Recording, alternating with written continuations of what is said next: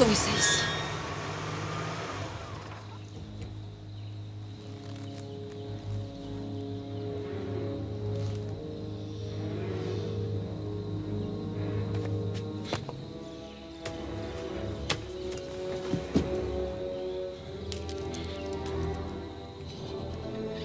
Alan, cette variété de Veriforman a disparu depuis le Crétacé. Enfin, je veux dire, c'est un passé de choses. Quoi? Quoi?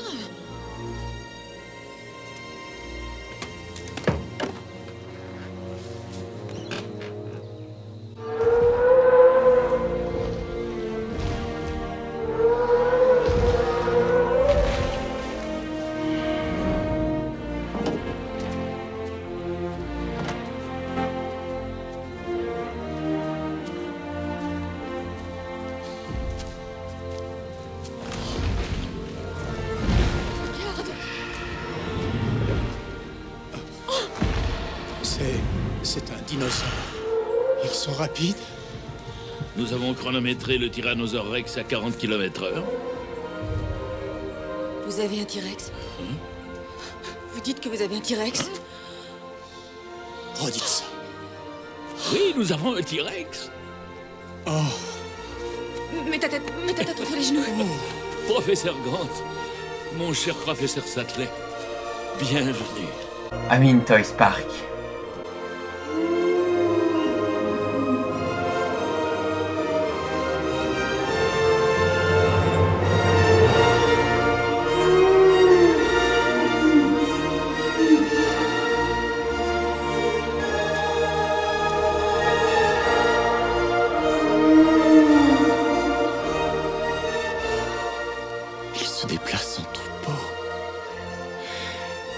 Il se déplace en troupeau.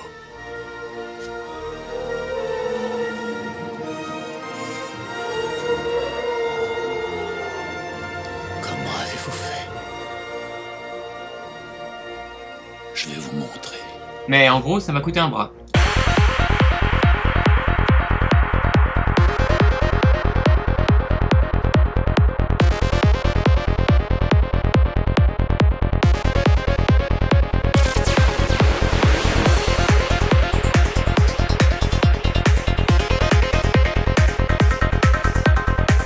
Salut à tous et bienvenue chez Vintoys. Aujourd'hui je suis excité comme une pucelle le jour de ses noces. Carrément. Bah oui, parce qu'on va parler d'une gamme de jouets que j'adore. D'ailleurs, c'est ma gamme de jouets préférée juste après les Chevaliers du Zodiac. On va parler des Dino Riders. Dino Riders.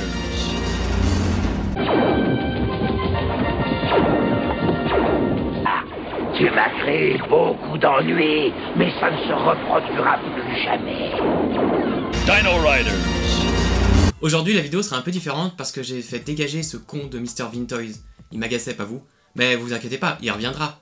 J'ai juste pris son t-shirt. Quand on a grandi dans les années 80-90, on peut dire qu'en matière de dinosaures, on était servi. Par exemple, à la télé, on avait Denver, le dernier dinosaure. 1, 2, 3, 4.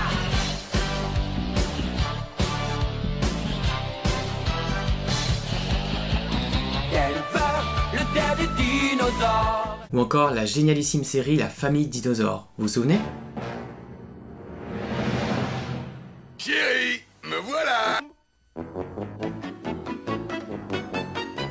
Et bien sûr, en 1993, Steven Spielberg écrase tout avec son fabuleux Jurassic Park.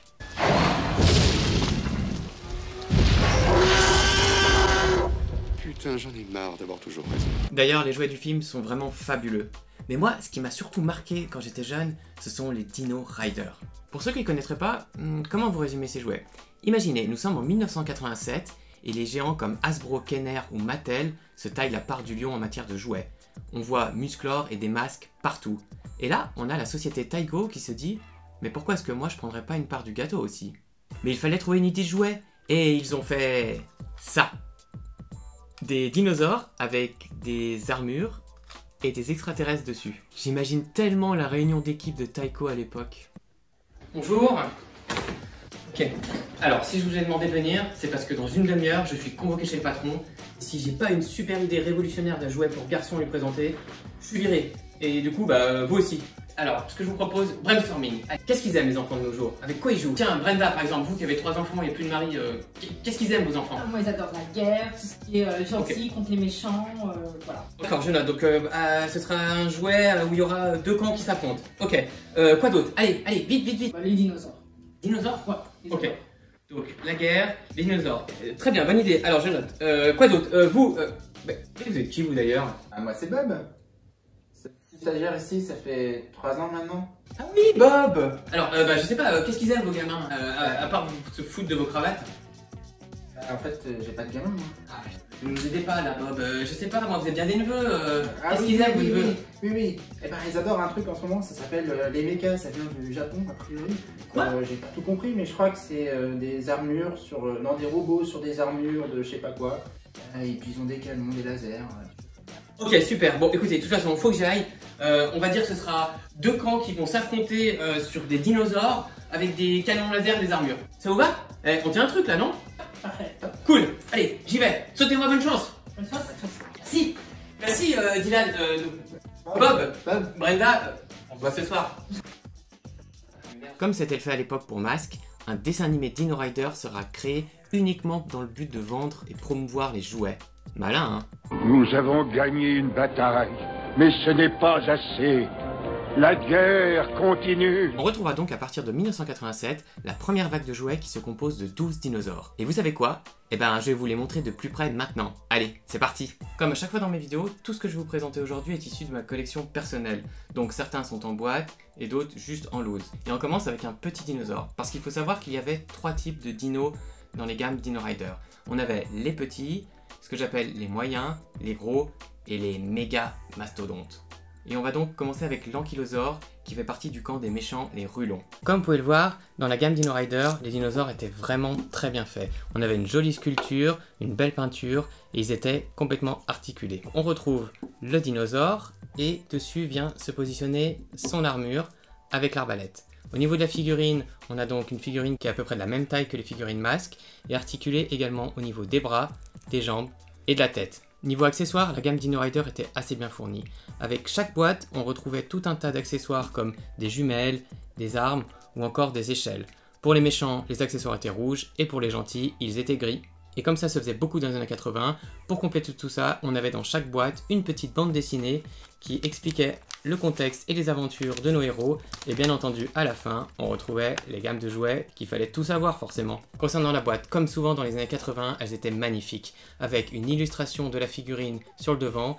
Et là, on avait également droit à un volet rabat pour pouvoir découvrir le jouet à l'intérieur, qui rappelle bien évidemment les Chevaliers Zodiac sortis à peu près à la même époque. À l'arrière, on retrouve une illustration qui montre les figurines disponibles de la première série. Du côté de la gamme des gentils, le petit dinosaure de la série 1 est un ptérodactyle. Il fait office ici de deltaplane. Le ptérodactyle se compose donc d'un petit dinosaure volant sur lequel on vient fixer tout simplement un harnais et où la figurine peut s'installer comme un deltaplane. Et comme ça, il pouvait voler. Alors normalement on a aussi 2 petits canons qui viennent se fixer là et malheureusement je n'ai pas. Donc si jamais vous les avez, faites-moi signe. Au niveau de la boîte, on est comme tout à l'heure, sauf qu'ici on a une couleur bleue pour représenter les gentils. Et la même chose, une illustration et puis le volet qui s'ouvre pour permettre de découvrir la figurine. Allez, on enchaîne maintenant avec ce que j'appelle les moyens dinosaures. Pour cette première série, au niveau des rulons, on aura le Monoclonus qui est magnifique. Alors celui-ci, il a la particularité d'être articulé au niveau de la tête et de la queue. Quand on fait bouger la queue, la tête bouge également. On retrouve donc le dinosaure de taille moyenne, avec dessus un méchant qui est sur son siège, des canons laser. Et puis pour ceux qui n'ont pas vu le dessin animé ou lu la bande dessinée, il faut savoir que les méchants contrôlent les dinosaures grâce à ce qu'on appelle une boîte crânienne. C'est en fait une espèce de casque qui va sur chaque dinosaure qui est du côté des méchants pour le contrôler directement. Ce dinosaure était également livré avec un piège qui est en fait un élément de décor qu'on place ici et qui permettait de bloquer le dinosaure pendant une bataille. Au niveau de la boîte, comme vous pouvez le voir, elle est magnifique et comme les autres, avec le rabat pour voir la figurine à l'intérieur.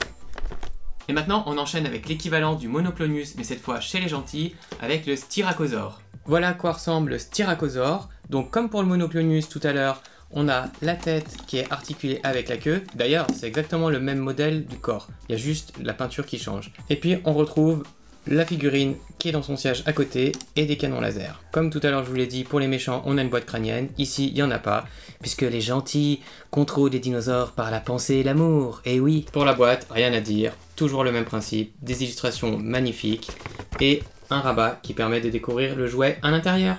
Et maintenant on s'envole dans les airs avec d'un côté le pteranodon pour les méchants et de l'autre côté le Quetzalcoatlus, à pas confondre avec le col de l'utérus. Il l'a fait. Il y est arrivé, ce vieux dégénéré. Et voici donc le pteranodon. Alors lui, ce qui est sympa, c'est qu'il a un système d'action derrière qui permet de faire voler les ailes. On a également la bouche articulée. Il se compose d'un dinosaure, 2 canons sur les ailes et le siège avec le méchant dessus et forcément la boîte crânienne pour le contrôler. Ce qui était sympa avec lui, c'est qu'on avait également un piège pour permettre de capturer l'oiseau en plein vol. Classe, non? Pour la boîte, on est comme sur les autres. Très belle boîte avec illustration et volet pour découvrir le jouet à l'intérieur. Pour celui-ci, comptez pas sur moi pour reprononcer son nom, on est sur le même modèle que le pteranodon avec juste la tête qui change et la peinture. Donc on a toujours le principe d'action pour voler et puis on est dans le même principe avec 2 canons sur les ailes, un siège avec le conducteur. Pour la boîte, toujours pareil, bleu pour représenter les gentils avec le rabat. Et maintenant on va enchaîner avec 2 dinosaures identiques mais avec des armures différentes selon les camps qui se trouvent. J'ai nommé le Deinonychus, ou plutôt Velociraptor, beaucoup plus simple à retenir. Vous avez créé des raptors. Le Deinonychus est exactement le même que ce soit pour les gentils que pour les méchants, en tout cas au niveau du dinosaure. Après, on a une différence forcément dans les armures. Ici, chez les méchants, on retrouvera la fameuse boîte crânienne, et puis le siège est un peu plus imposant. Regardez, on a aussi derrière un mécanisme d'action qui permet de simuler la course. La boîte de la version méchante est un peu plus grosse parce qu'on retrouve avec le piège, comme pour le Monoclunus de tout à l'heure. Et forcément, quand on les a tous les deux réunis, et ben ça fait des belles batailles. À présent, on va parler des 2 gros dinosaures de la première vague de Dino Rider. Quand j'entends par gros dinosaures, ce que je veux dire c'est qu'ils avaient la particularité d'être motorisés, en plus d'avoir un beau gabarit. Regardez. Formidable, non? Bon, ok, il a un petit peu de mal à avancer, alors faut l'aider. Mais c'était des jouets extraordinaires. Et la même chose pour lui.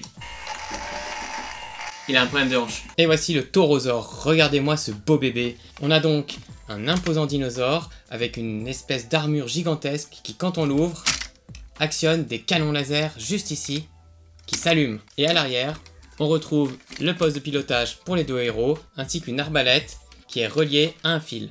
Bon, là, elle l'est plus, mais promis, je vais le réparer. Le Triceratops est du même gabarit que le Taurosaure. On a d'ailleurs le même corps qui est repeint et la tête changée, tout simplement. Il est également motorisé. On retrouve ici, comme toujours pour les méchants, la boîte crânienne qui est quand même assez belle. Et puis, on a les 2 postes de pilotage, un sur le dessus et l'autre à l'arrière au niveau de la queue. Et puis bien évidemment, comme toujours chez les méchants, on est plutôt bien équipé en termes de canon. Il fait également office d'antenne relais, puisqu'on a ici la petite parabole. Et maintenant les amis, on arrive aux 2 derniers dinosaures de cette première série Dino Rider. Alors là, c'est du lourd, du très très lourd. On va commencer par le plus gros de la gamme chez les gentils, le Diplodocus. Regardez cette boîte! Je peux me cacher derrière! Et bien évidemment, qui dit gros dinosaure dit motorisation, il marche vraiment. Regardez ça! Trouvez un jouet qui fait ça de nos jours. Bon, il y en a sûrement, mais ils sont moins cool, non? L'armure du Diplodocus est vraiment très bien designée. On retrouve des 2 côtés des cockpits pour pouvoir mettre des personnages. On a des canons d'attaque sur le cou, mais également à l'arrière, au niveau des queues, qui sont amovibles. Et puis, on a surtout cette espèce de cockpit tout en haut, dans ce que j'appelle moi le cocon, qui peut permettre de renfermer un personnage pour le pilotage. Et puis sur les côtés, on retrouve donc des places pour les figurines, et la même chose ici. Regardez ça. Dans les années 80, il suffisait d'avoir jouet et on était les plus heureux du monde, c'est tout. Fallait pas chercher plus loin. Et on arrive donc maintenant au dernier dinosaure de la première série. Et là vraiment, on est pour moi devant un jouet mythique, si ce n'est le jouet mythique des années 80. Et quand je dis ça, alors bien sûr que on peut dire que Musclor c'est mythique, on peut dire que les Chevaliers Zodiac sont mythiques ou les Transformers. Mais celui-ci pour moi, c'est vraiment la quintessence de ce que pouvaient faire les fabricants de jouets dans les années 80. On a un jouet qui est gros, qui est motorisé, ça mélange plusieurs gammes, on a du dinosaure, on a des armes, des canons, des extraterrestres, donc de la science-fiction. Tout est vraiment condensé en un jouet fabuleux pour les petits garçons, ou pour les petites filles. Le Tyrannosaure, c'est vraiment le jouet qui me faisait le plus rêver quand j'étais enfant. Et quand j'ai pu la voir quand j'étais adulte, je peux vous dire que je me suis vraiment senti un petit garçon quand je l'ai déballé pour la première fois. Alors bien sûr, comme j'ai dit tout à l'heure, il est motorisé comme le Diplodocus, regardez ça. Je sais pas quoi vous dire d'autre moi.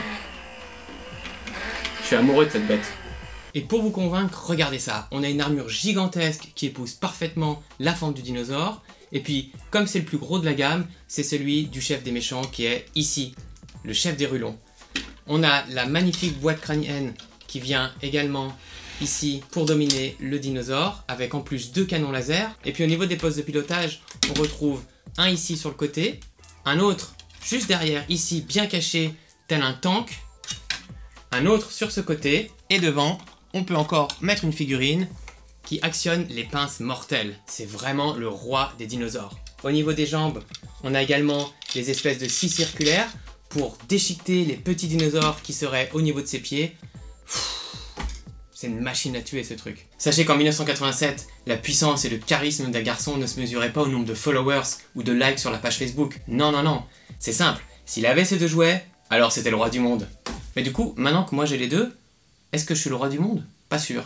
Maintenant qu'on a découvert les dinosaures de la première série, je vous propose qu'on regarde un petit peu plus près ceux de la seconde vague. Allez, c'est parti. Et on commence comme tout à l'heure avec les petits dinosaures, et ici, du côté des méchants, le Placerias. Avec le Placerias, on est toujours dans la gamme des petits dinosaures. Comme on est chez les méchants, on retrouve le casque, et puis le harnais violet. La figurine avec une tête d'espèce de poulpe ou de sèche, enfin je sais pas trop.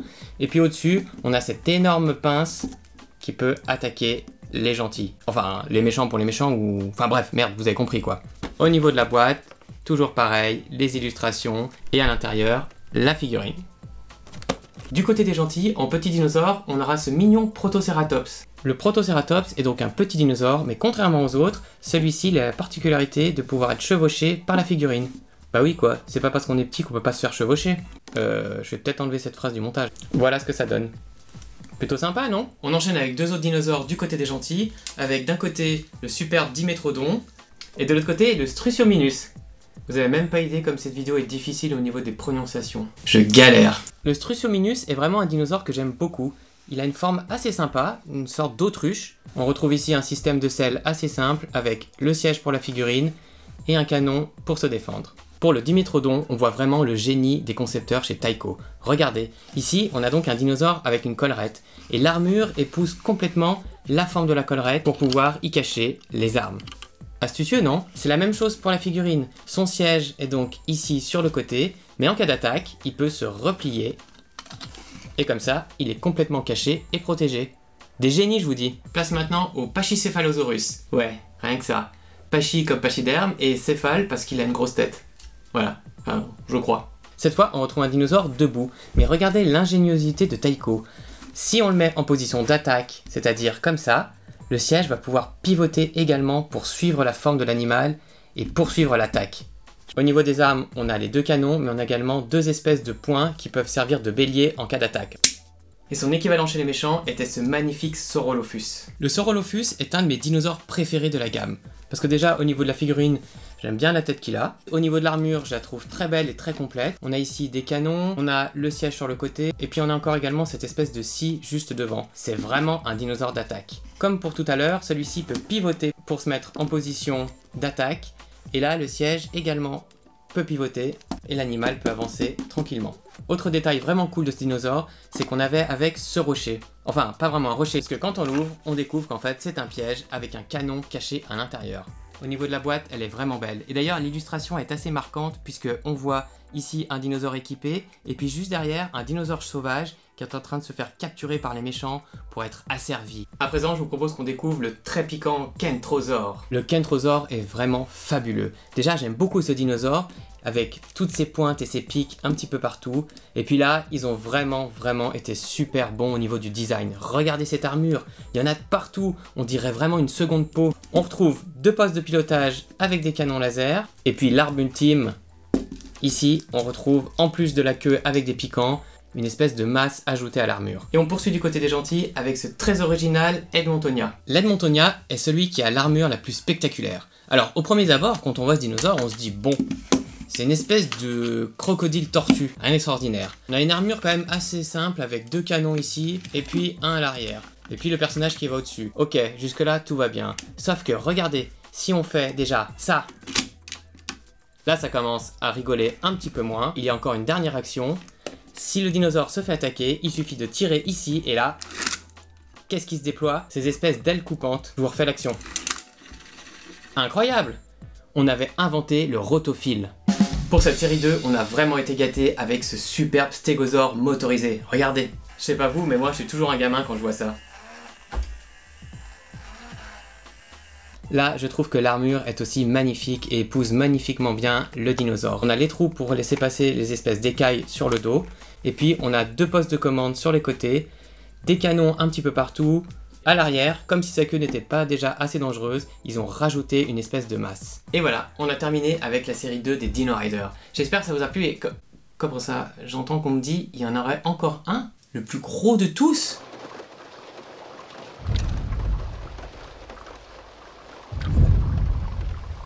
Ah oui, celui-là. J'avais complètement oublié. Bon bah, je vais vous le chercher alors. Bougez pas. En fait, attendez, parce que avant de vous en parler et de vous le montrer, il faut quand même que je vous prépare un petit peu. Il faut savoir que dans les années 80, il y avait quand même des sacrés gros jouets. Par exemple, dans la gamme G.I. Joe, on a eu l'USS Flagg. Vous savez, cet énorme porte-avions qui faisait, je crois, presque 1,50 m. Enfin, un truc gigantesque qui rentrait dans aucune chambre. Et forcément, il est devenu mythique. À l'étranger, par exemple, pour les fans des Maîtres de l'Univers, on a eu le playset Eternia, qui était un truc gigantesque. Le Château des Ombres, il est minuscule par rapport. Pareil, un jouet tellement grand qu'on se dit, mais comment déjà, d'une part, les parents pouvaient acheter ça, et deux, comment est-ce qu'on les rangeait dans une chambre? Et bien pour les Dino Riders, c'est pareil. Ils se sont dit, on a le Diplodocus et le T-Rex qui sont déjà gros, mais on va faire encore plus gros pour cette série 2. Et vous savez quoi? Ils ont sorti le Brontosaure. Il fait 80 cm quand même. Imaginez 80 cm, je sais pas, faudrait comparer avec... Enfin, avec un gros truc, et c'est quelque chose d'énorme. J'ai la chance, il y a quelques années, d'avoir pu faire l'acquisition de ce Brontosaure. Et d'ailleurs, je remercie infiniment la personne qui m'a permis de l'avoir. Merci, poto. Allez, on arrête de bavarder et je vous montre la bête. Voilà, je suis là, caché derrière ce truc gigantesque, le Brontosaure Dino Rider. Admirez-moi cette bête. Clairement, comme j'ai dit tout à l'heure, on est dans du jouet exceptionnel. Exceptionnel en termes de taille, et exceptionnel en termes de fonction, et exceptionnel en termes de jouabilité et de réalisation. Et là, forcément, on se rend bien compte qu'à l'époque déjà, c'était un jouet qui était vraiment réservé à une certaine classe. J'ai envie de dire, aux gosses de riches. J'ai dépensé sans compter. Un jouet pareil, ça valait forcément une fortune, et comme j'ai dit tout à l'heure, ça pouvait pas rentrer dans toutes les chambres. Bon, maintenant, on va regarder tout ça en détail. Alors, par quoi on commence avec celui-ci? Bon, déjà, il est tellement grand que je passe à peine dans le champ de la caméra, donc vous verrez pas ma tête. Comme vous pouvez le voir, j'ai malheureusement pas la boîte. Il faut savoir aussi que c'est un jouet qui coûte très très cher. Comme vous savez, je ne parle jamais de prix sur ma chaîne, parce que pour moi, ça n'a rien à faire ici. Mais là, ce qu'il faut savoir, c'est qu'une boîte vide d'un Brontosaure, déjà rien que ça, c'est hyper dur à trouver et en plus, c'est devenu astronomique. Donc pour l'instant, il est comme ça, en loose, mais je suis très content de l'avoir. Tout à l'heure, je vous ai parlé du porte-avions des G.I. Joe. Et bah pour moi, le Brontosaure, c'est une sorte de porte-avions. Et d'ailleurs, on va retrouver pas mal de similitudes. C'est franchement une base mobile. Regardez, on commence par le poste de pilotage. Ici, on peut mettre 2 personnages aux commandes, parce que conduire un truc pareil, à mon avis, on n'est jamais trop de 2. Avec la vitre amovible, qui donne vraiment un look très rétro-futuriste, comme j'aime bien dire. Ici, on retrouve un personnage féminin, en plus, aux commandes des canons laser. On a un espèce de toboggan qui peut servir de lance-mine. Et oui, parce que forcément, le Brontosaure est tellement haut que s'il veut jeter quelque chose, eh ben, il faut qu'il les balance en bas. Donc, une mine, et hop, c'est parti en bas, et ça explose. On retrouve également, sur le côté, une espèce de grue de levage, avec le harnais qui permet d'accrocher des figurines. Et puis, de l'autre côté, on retrouve un autre canon, des missiles qui vont vous servir, vous allez voir tout de suite, et puis une base de lancement.